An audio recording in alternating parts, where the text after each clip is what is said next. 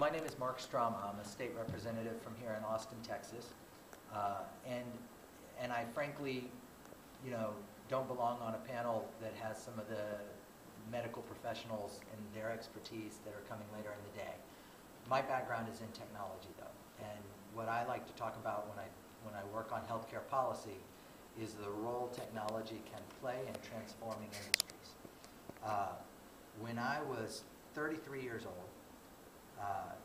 I started a company that was the first company to enable people to fill out a voter registration form over the internet. And in the year 2000, 700,000 Americans used that technology to register to vote. Which is to say, albeit immodestly, that at the age of 33, I had registered almost as many voters as Jesse Jackson in his entire lifetime. And I hadn't worked nearly as hard to do it. I mean, imagine how hard it was to register 700,000 voters the old-fashioned way.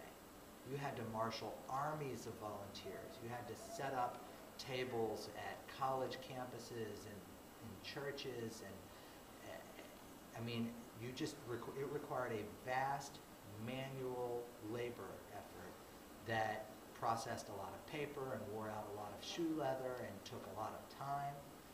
And we did it in a few months with a little bit of software thrown up on a server that on the internet people found. And it distributed the labor to each person who got benefit from that application. And so it illustrated to me the transformational power of technology in changing business processes and changing the way industries operate in a way that has a consequential impact on real people and their lives. When I wrote my business plan for that company, I said, and this was in 1998, at that point, this was true. At that point, what I said was, the internet has transformed the way we communicate, the way we correspond with our friends, the way we recreate, the way we travel, but it hasn't yet changed the way we practice politics. In 1998, it hadn't. And I said, but inevitably it will, and when it does, it'll have the same effect in the political sector that it has had in recreation and travel and communications, which will be to reduce costs, increase efficiency, and at the end of the day, empower the end user.